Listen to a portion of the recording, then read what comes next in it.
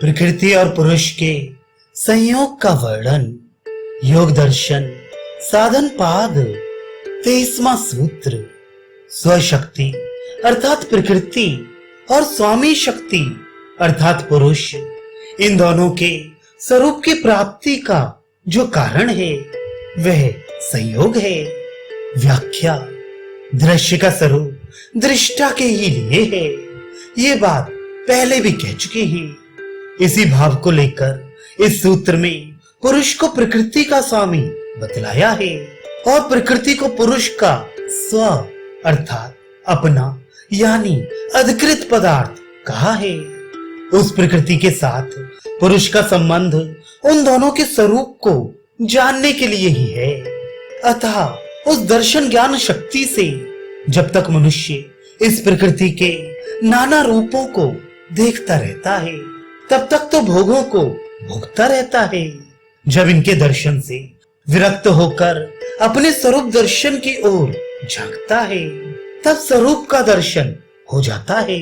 फिर संयोग की कोई आवश्यकता न रहने से उसका अभाव हो जाता है।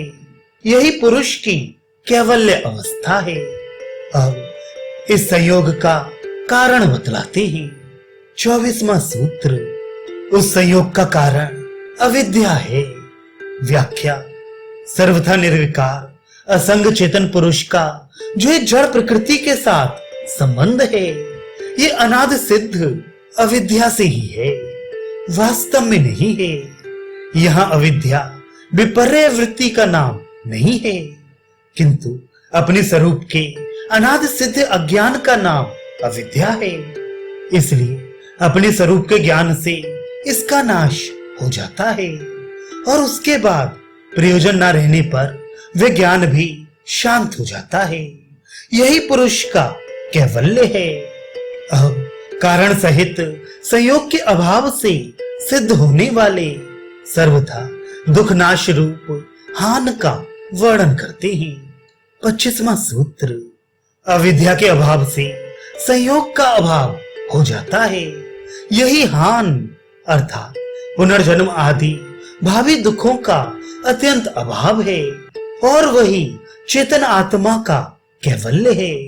व्याख्या जब आत्म दर्शन रूप ज्ञान से अविद्या का यानी ज्ञान का सर्वथा अभाव हो जाता है तब अज्ञान जनित संयोग का भी अपने आप अभाव हो जाता है। फिर पुरुष का प्रकृति से कोई संबंध नहीं रहता और उसके जन्म मरण आदि संपूर्ण दुखों का सदा के लिए अत्यंत अभाव हो जाता है तथा पुरुष अपने स्वरूप में स्थित हो जाता है।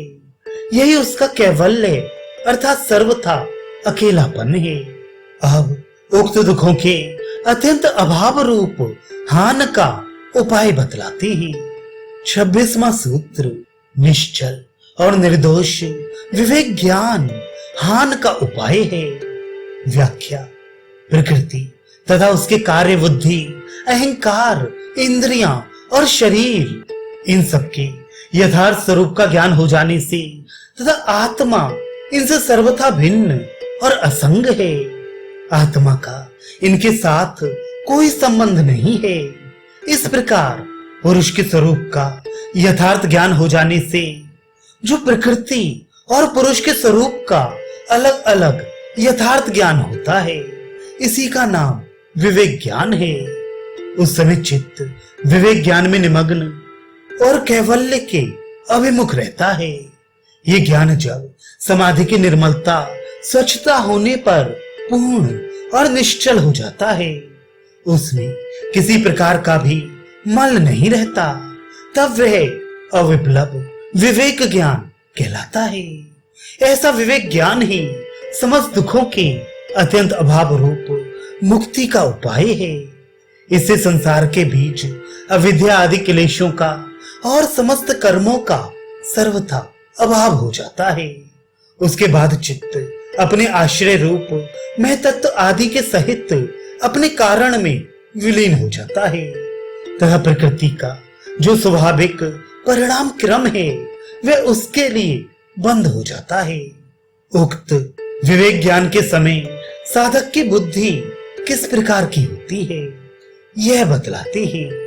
27वां सूत्र, विवेक ज्ञान प्राप्त पुरुष की 7 प्रकार की अंतिम स्थिति वाली बुद्धि होती है। व्याख्या, जब निर्मल और अचल विवेक ख्याति के द्वारा योगी के चित्त का आवरण और मल सर्वथा नष्ट हो जाता है, उस समय उस चित्त में दूसरे सांसारिक ज्ञानों का उदय नहीं होता। अतः 7 प्रकार की उत्कृष्ट अवस्था वाली प्रज्ञा बुद्धि उत्पन्न होती है। उनमें पहली 4 प्रकार की तो कार्य विमुक्ति का द्योतक है, इस कारण वे कार्य विमुक्ति प्रज्ञा कहलाती है, और अंत की 3 चित्त विमुक्ति की द्योतक है, इस कारण उनका नाम चित्त विमुक्ति प्रज्ञा है। कार्य विमुक्ति प्रज्ञा यानी कर्तव्य शून्य अवस्था के 4 भेद इस प्रकार हैं। पहला, ज्ञेय शून्य अवस्था, जो कुछ जानना था जान लिया, अब कुछ भी जानना शेष नहीं रहा, अर्थात जितना गुणमय दृश्य है वह सब अनित्य और परिणामी है, यह पूर्णतया जान लिया। दूसरा, हे शून्य अवस्था, जिसका अभाव करना था उसका अभाव कर दिया, अर्थात दृष्टा और दृश्य के संयोग का, जो कि हे का हेतु है, अभाव कर दिया। अब कुछ भी अभाव करने योग्य शेष नहीं रहा। तीसरा, प्राप्य प्राप्त अवस्था, जो कुछ प्राप्त करना था प्राप्त कर लिया, अर्थात समाधि द्वारा केवल अवस्था की प्राप्ति हो चुकी, अतः अब कुछ भी प्राप्त करना शेष नहीं रहा।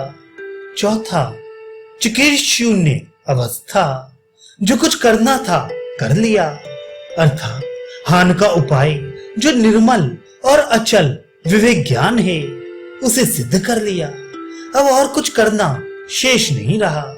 चित्त विमुक्ति प्रज्ञा के 3 भेद इस प्रकार हैं। पहला, चित्त की कृतार्थता, चित्त ने अपना अधिकार भोग और अपवर्ग देना पूरा कर दिया, अब उसका कोई प्रयोजन शेष नहीं रहा।